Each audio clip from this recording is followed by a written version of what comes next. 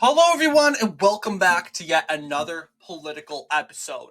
So, we are back with the general election polling, and we're seeing Donald Trump polling a performance of 4 points. However, this is great news, but there is news that we need to be worried about. We have good news and we have bad news. So, we are so distracted by the 2024 Iowa caucuses and New Hampshire primaries that we have seen a devastating poll. Donald Trump devastatingly defeated by Joe Biden on a Susquehanna poll showing Joe Biden at 47% in his native state. 47%, defeating Donald Trump by 39%. I think this is to be concerned about. Oh, why are you concerned? They say. I think being concerned is the most conservative thing to do. Let's just say this is the biggest win that Joe Biden kind of received. And let's remember, Pennsylvania is a more progressively liberal state. So, uh, according to Susquehanna polling, Joe Biden beats Donald Trump by 47% in the state of Pennsylvania. But keep in mind, there is a margin of error in there. Margin of error not recorded, but as you know, we can change this as we know. But as of right now, we are distracted, right? And Democrats are using this as an advantage to start sneaking polls into the race. We see Joe Biden defeating Donald Trump in the Target Insight poll with 45% to 41% first week of January. But this is mainly in state polls that we are seeing Donald Trump really surging. Not state polls, but in national polling, that's where Donald Trump is really surging. But I really want to encourage poll people, and mainly analyzers like Red Eagle Politics, really take a look at state polling. Because yes, national polling is important, but you realize that's how Hillary Clinton lost 2016. They were so fixated on national polls, they totally forgot how we elect our presidents, and that is by the states. The states decide, and the Electoral College will decide.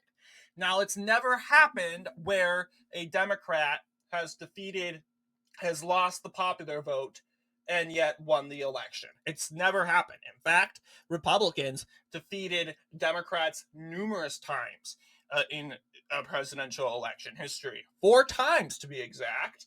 I kept We have Hillary Clinton's defeat to Donald Trump, Al Gore's defeat to George Bush, along with Grover Cleveland's defeat towards uh, Benjamin Harrison, and then we have Samuel Tilden's defeat to Rutherford B. Hayes. So yes, and then you guys would like to, but technically there's 5 because there's an 1824 where Andrew Jackson was defeated by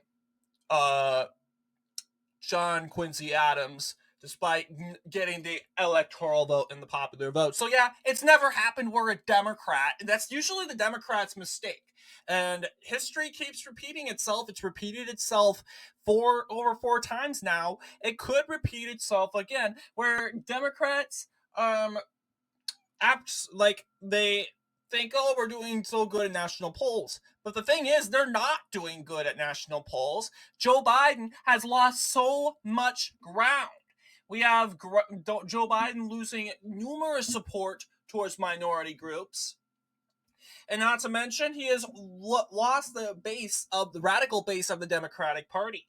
We have like Dean Phillips is going out there attending Trump rallies and rallying with his opponents, the Republicans in this case, and basically joining in the crowd, booing his own party.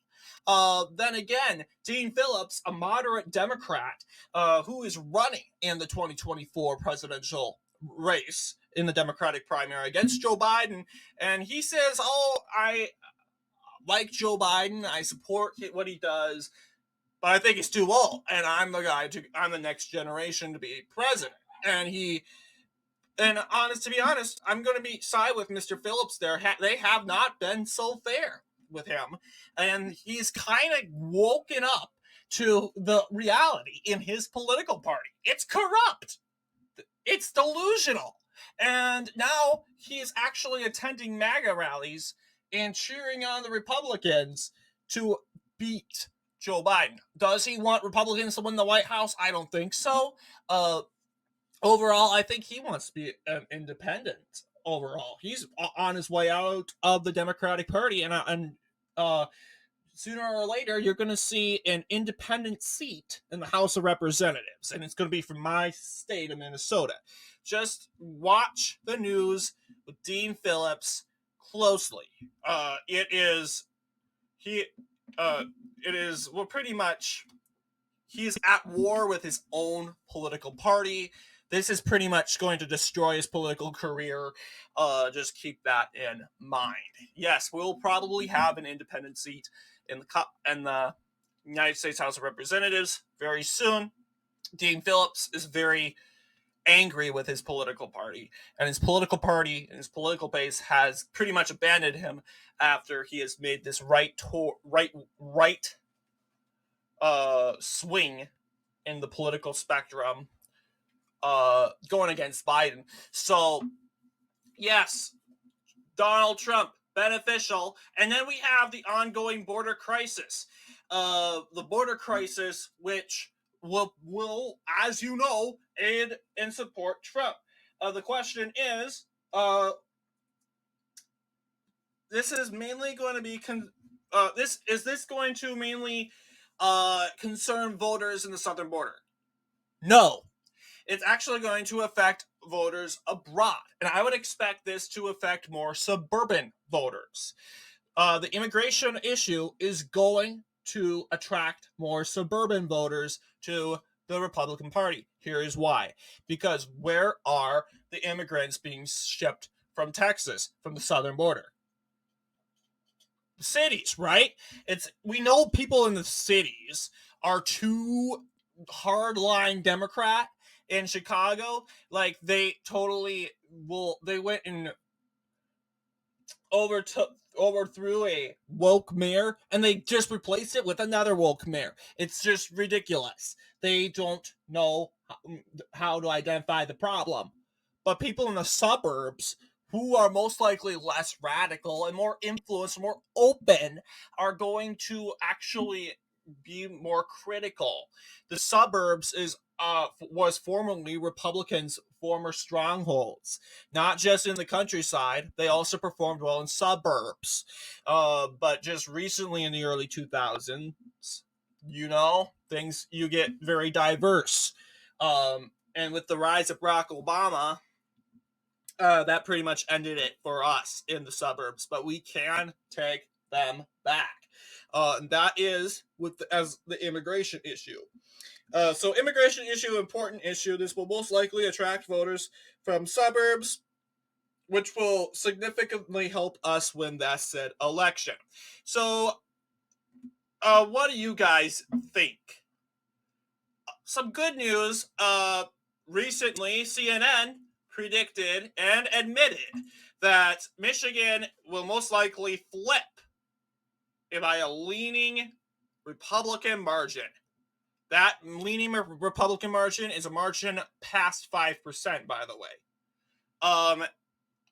Once again, I think CNN here is kind of blowhorning and kind of getting the crowd together and saying, this is cute for you guys to go and vote in Democrat, That's sort of what they did in 2022. Oh, it's going to be a big red wave. Big red wave. Big red wave. AKA, by the way, that's a sign for you guys to go out and vote. Okay, we're going to go out and vote so we can stop this big red wave. So that's pretty much what they did. So yeah, that's what CNN does. They whistle. Big red wave. Like they say CNN is admitting it. I think they're whistling it. They're whistling to their base. That's their language to get out and vote. And if a Republican comes by, oh, well, we don't have to vote today because it's going to be a big red wave. What's the point of voting? That's what they want. That's what they want. And you're shaking hands with the Democrat. You're saying, yep, we're going to do that. Yep, we're going with your plan. So don't do that. No, it's not worth it. So yes, what do you guys think in regards to the polls? Anyway, I want to thank you all for watching this video, and I'll see you all in the next political episode.